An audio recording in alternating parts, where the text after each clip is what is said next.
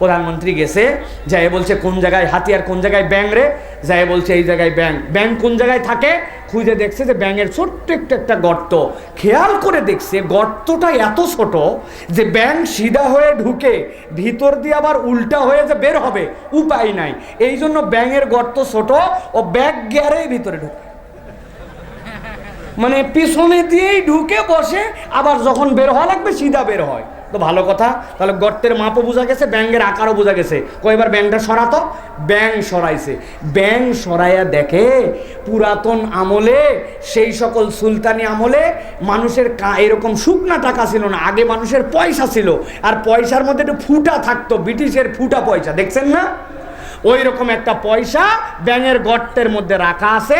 ব্যাঙ যখন ব্যাগ গিয়ারে ঢুকে ব্যাঙের পাছাটা পয়সার উপরে পড়ে।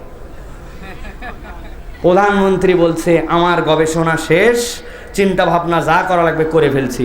বাচ্চা শেখে বলছে বাচ্চা চিন্তা ভাবনা করে বাইর করে ফেলছি। কই রে বাবারে, 1 মাস টাইম দিছিলাম তখনই তুমি মানো না, আর এখন দেখি আধা ঘন্টার মধ্যে সমাধান। বলছে বাচ্চা ব্যাঙ ছোট হলে হবে কি, ছোট্ট একটা মোহর আছে, কোত্থেকে জানি পাইছে, মুখে করে নিয়ে আসে, ওর ঘরের মধ্যে এটা রাখছে।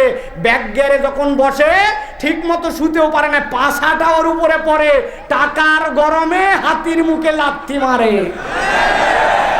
ওইরকম আমাদের সমাজেও কতকগুলো আছে, নিজেরা অল্প কয় টাকার মালিক হয়ে একটু ক্ষমতা পেয়ে একটু পাওয়ার দেখে একটু দুইটা লোক তার পক্ষে স্লোগান দেখে হুঁশ করতে পারে না। অনেক আল্লাহর ওলিদের কোরআনের পক্ষের, আল্লাহর আইনের বিপক্ষে তারা লাথি মারার চেষ্টা করে। ওই ব্যাঙের যেরকম লাথি মারার দ্বারা কিচ্ছু যায় আসে না, ইসলামের বিপক্ষে যারা অবস্থান নেবে তাদের এই সাময়িক গরম কোনো কাজ দিবে না। আজকে হোক কালকে হোক তোমাদের ধ্বংস অনিবার্য, ইসলামের বিজয় অবশ্যই অবশ্যই অনিবার্য অনিবার্য অনিবার্য।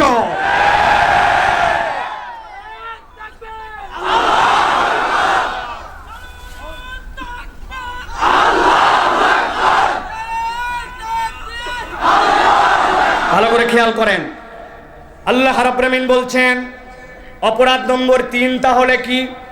আল্লাহ বলছেন ওয়ালাউ শি'না লারাফা'নাহু বিহা, যদি চাইতো নিজের মর্যাদা বৃদ্ধি করতে পারত, কিন্তু 3 নম্বর অপরাধ ওয়ালাকিন্নাহু আখলাদা ইলাল আরদ, সে নিরেট দুনিয়াদার হয়ে গেল, দুনিয়া ছাড়া কিছুই বোঝে না, দুনিয়ায় কেবল তার টার্গেট, হারাম হালালের বাছ বিচার করে না, দুনিয়া পাইছে দুনিয়া খাইছে, এই ধান্দায় চলে। আল্লাহ বলছেন 3 নম্বর অপরাধ এইটা, আর 4 নম্বর তার অপরাধ হচ্ছে ওয়াত্তাবা হাওয়া। গভীর মনোযোগ দাও যুবক, আল্লাহ রাব্বুল আমিন যেন তোমার আমার কথা এখানে বলছেন। আল্লাহ বলছেন ওই লোকের নবী জানান অপরাধ 4 নম্বরটা ছিল ওয়াত্তাবা হাওয়া। সে তার মন পছন্দ জিন্দেগি গঠন করেছিল, দিল যা চাইছে তাই করে, যতটুক পর্যন্ত কোরআন তার অন্তর অনুযায়ী মানা লাগে ততদিন পর্যন্ত মানে, আর যেই পর্যন্ত তার পছন্দ হয় না সেই পর্যন্ত বাদ দেয়। এরকম মুসলমান আমাদের এলাকায় আছে কি নাই? অনেক মা বোন আমাদের কথা শুনতেছে, আমি মাঝে মাঝে বলি আমাদের অনেক মা বোন সুন্দর পর্দা করে দেখা যায়, কিন্তু যেই না বিয়ে বাড়িতে যায় তখন তার পর্দা উড়ে যায়, ঈদের দিনে তার পর্দা হাওয়া হয়ে যায়, ঠিক না? বিয়ে বাড়িতে যাইয়া সুন্দর করে যখন ওই কমিউনিটি সেন্টারে এক মহিলার সাথে আরেক মহিলার দেখে বলছে বুবু সকলকে চিনলাম, আপনাকে চিনলাম না, আসমান থেকে নেমে আসা পরীর মতো লাগতেছে আপনার। বলছে হরু ব্যাকল, আমি তোর পাশের বাড়ির তসলিমা আপা। কই চিনবো কেমনে, সারা জীবন দেখছি বোরখায়, এখন দেখতেছি বোরখা ছাড়া। বলছে মুখের মেকআপ করছি 2000 টাকার, এখনো যদি বোরখা দেয় তো দেখবে কে? আছে কি না? ওয়াত্তাবা হাওয়া, আপনার মন যত দূর টানে আপনি তত দূর ইসলাম পালন করেন, আপনার মন যেখানে চায় না আপনি সেখান থেকে বাদ দিয়ে দেন। ঈদের মধ্যে সেলুনের দোকানে গেছে, যাই বলছে দাড়িটা এরকম চিকন করে টান দিবি, তবে টান দিয়ে এই কোনার মধ্যে ফাঁক দিয়ে এদিক দিয়ে মিলাবি, আবার এদিক দিয়ে টান দিয়ে এদিক দিয়ে মিলাবি, নিচে বাদ দিয়ে দিবি। লোকজন বলছে বাপ রে বাপ হেভি দাড়ি রাখছিস, তো বলছে দাড়ি বলবি না, স্টাইল। আছে কিনা? যেই না ঈদে শেষ, এরপর আস্তে করে শেষে দেয়। আল্লাহ নবী দাড়ি কাটতে নিষেধ করলেন, দাড়ি রাখতে বললেন।